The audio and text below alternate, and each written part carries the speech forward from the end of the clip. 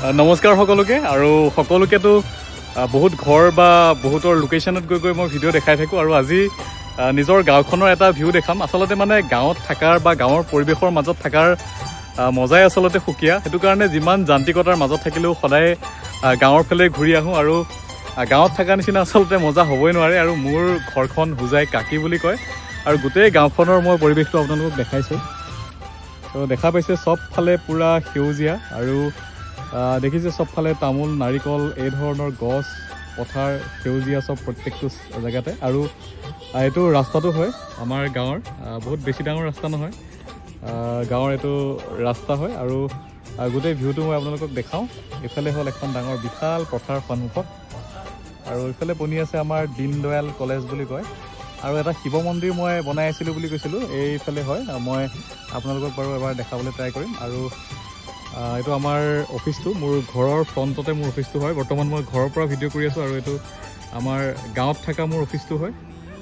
চ' বহুত মানুহ ইয়াতে আহি থাকে আৰু দেখাম আপোনালোকক গোটেই আমাৰ এইটো চাইডো দেখাম, গোটেই গাঁওখনৰ মই এবাৰ চাৰিওফালটো মই আপোনালোকক দেখাই দিম। তো এইটো চাইড এটা এইফালে, তো ৰাস্তাটো আমাৰ এইটো ৰাস্তা হয়। মোটামুটি 25 ফুট মানৰ ৰাস্তা হ'ব বহল। আৰু গাঁও যিহেতু মানে দেখিছে আপোনালোকে পৰিৱেশটো কোনো ধৰণৰ ডাঙৰ বিল্ডিং বা তেনেকুৱা কোনো যান্ত্ৰিকতাৰ একো পৰিৱেশ নাই, খুব ধুনীয়া পৰিৱেশ। আৰু এতিয়া বিশেষকৈ যিহেতু এতিয়া আমাৰ ইয়াতে মানে বাৰিষা ছিজনত গোটেই অসমতে এতিয়া পথাৰ, গতিকে দেখাই পাইছে খুব ধুনীয়াকৈ এইফালে ফুলো ফুলি আছে। এইবোৰ বগেন ভেলিয়া, আজিকালিহে গম পাইছোঁ এইবোৰ বগেন ভেলিয়া বুলি, কিন্তু আগতেতো আমি প্ৰত্যেকে এইবোৰ মানে কাগজ ফুল বুলিয়ে জানো বা পাত ফুল বুলিয়ে জানো। চ' এই ধৰণৰ এটা খুব সুন্দৰ পৰিৱেশ আৰু দেখাইছোঁ ৰ'ব আপোনাক গোটেই ঘৰখনৰ বা গোটেই গাঁওখনৰ পৰিৱেশ। চাৰিওফালটো মই আপোনালোকক দেখাই দিম, আপোনালোকক এবাৰ চাই থাকক ভিডিঅ'টো শেষলৈকে।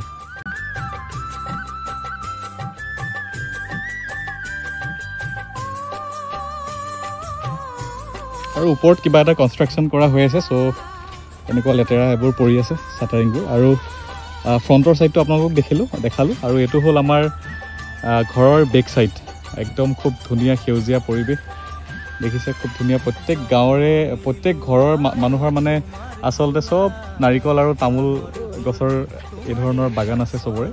আৰু এইফালে গোটেই ডাঙৰ পথাৰ, বিশাল পথাৰ চবফালে। আৰু আমাৰ ইয়াতে যিহেতু কৃষি প্ৰধান আমাৰ এইখিনি জেগা হয়, চ' ইয়াতে ধান খেতি প্ৰচুৰ পৰিমাণে হয় যদি বতৰ ভাল হয়। আৰু ইয়াত এটা ইণ্টাৰেষ্টিং কথা হ'ল কি, আমাৰ কাকিত কেতিয়াও কোনো কালে আমাৰ বানপানী হোৱা নাই। মানে আমাৰ ইয়াতে আজিলৈকে আমি বানপানী হোৱা দেখাও নাই, বানপানী হোৱা শুনাও নাই। আমাৰ কাকিখন আচলতে বহুত ওখত আছে, অলপমান বেলেগ ঠাইৰ তুলনাত গৰম হয়, কিন্তু বানপানীৰ সমস্যা আমাৰ কাকিত নাই।